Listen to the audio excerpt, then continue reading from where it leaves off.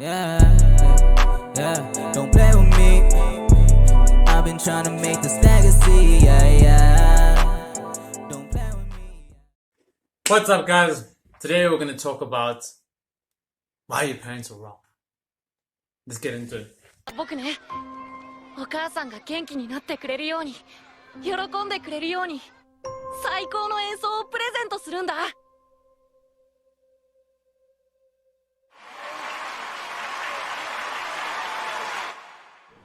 何してるのさっき。何よあの演奏は。譜面をさらえってあれほど言ってるでしょ。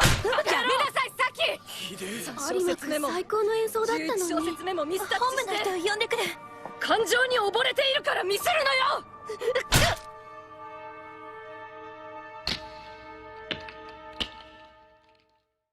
So, guys, your parents teach you a lot of things. They teach you how to talk, how to walk, how to eat, how to drive, and spend a lot of time telling you essentially who you should be, what you should be, and how you should be that person.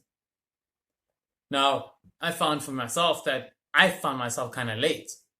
And when you live like that, you tend to wonder all of a sudden why we have people at 35 years old asking the question, who am I? And trying to find themselves after such a long time. Now that's okay, because at least you're doing something, but at the end of the day, that's time that's been wasted when it could have been used on something else. And why would that happen? And it's because you live with the beliefs of somebody else for so long that you don't know how to think for yourself. Until now you're like, oh, wait, I've actually thought about this and I'm not thinking with my own belief systems. Now, I'm not saying your parents are wrong about everything. I am saying that they could be wrong about some things. And they probably know a lot about a lot of things, about a lot of stuff that are really important, that they've learned over experience. I know I have things I actually wish I listened to my parents about that I didn't, and I regret that I didn't. But there's also things I'm really glad I didn't talk to them about, I didn't listen to them about, because I would have not been the person I wanted to become. I would be very unhappy with that person. Now, you see, if you guys are confused, that's just understanding nuance, and you can go back and watch my video on understanding nuance. But when you look at something, why don't most parents want their kids to turn out like them? I dare you, go ask your parents, would you want me to turn out just like you? Or better yet, ask somebody else to ask them who's completely unrelated. And then the honest truth comes out. You see, that's because people are unhappy with who they are. So why would they want their kids to turn out like them? Most of the time, the parents don't want the kids to turn out like them. And as far as top success, your parents can teach you very little. Unless you're the exception. And they do have exceptions where your parents have everything. They have the great body, they have a happy marriage and happy friendships, they have a lot of money, and, everything's just great, everything in their life is perfect. But that's kind of the exception. Most of the time, your parents have either nothing as far as the pie for success and have very basic average lives, or they have one piece. Like a parent who has a lot of money but doesn't have a lot of happiness and great relationships, and they're really fat. Or somebody who has a great relationship and great happiness but lacks money and other things, that relate to success, because they're not happy with themselves. So this is just one piece of the pie, but they're missing certain things in the puzzle. Now you need to think about this, because more than what makes them happy, realizing you have to live your life. You have to go out and find out for yourself what you want to do.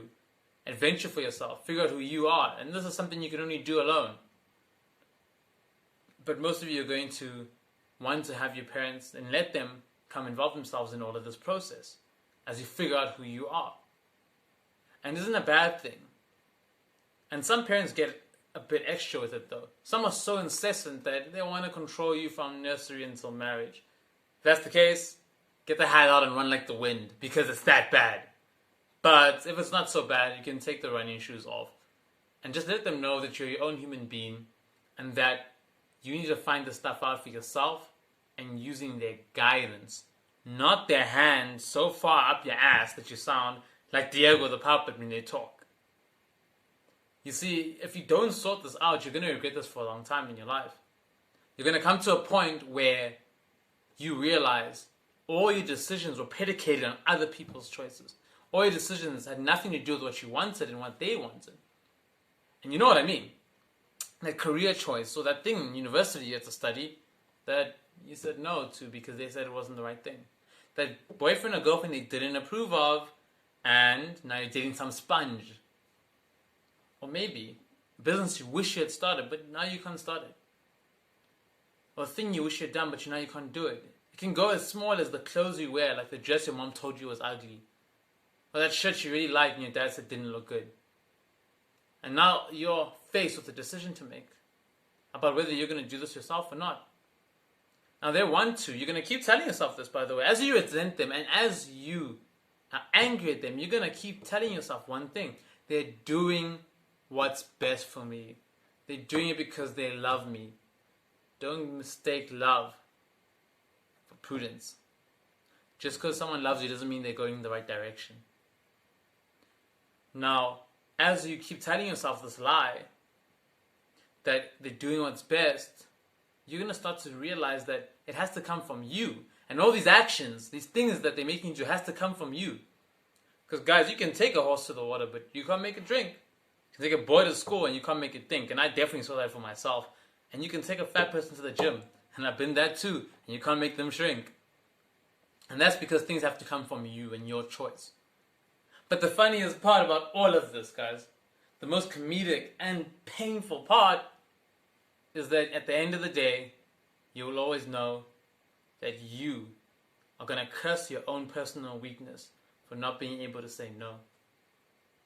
Because you will know that there's someone out there who had the same parents who were just as hard on them, and maybe even worse, but they managed to change things. They managed to do things the way they wanted to, and go their own way, and live the life they wanted to live, whilst you did nothing.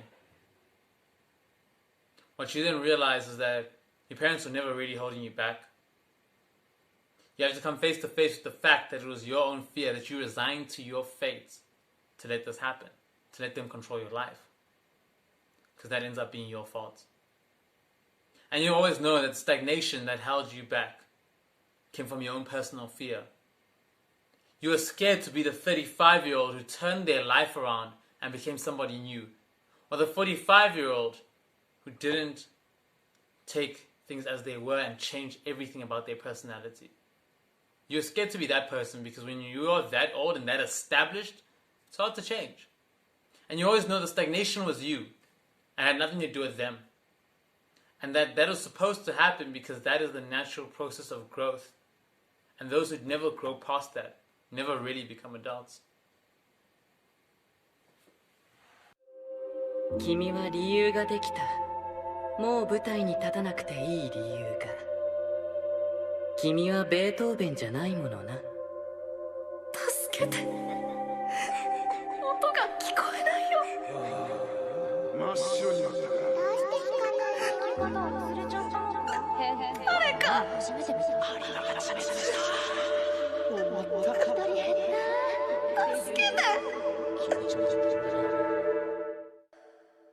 僕は暗い海の底でまた一人ぼっちになる。君が音が聞こえないのもピアノを弾いてないのも知ってる。全部知ってる。でも君がいいの。君の言う通り満足のいく演奏はできないかもしれない。でも弾くの、弾ける機会と聴いてくれる人がいるなら私は全力で弾く。聴いてくれた人が私を忘れないように。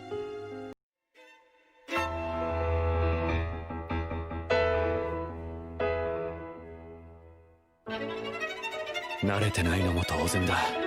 彼は伴奏者じゃない。彼女と同じソリストだ。僕を突き動かす力強く鼓動のように君の音が聞こえる。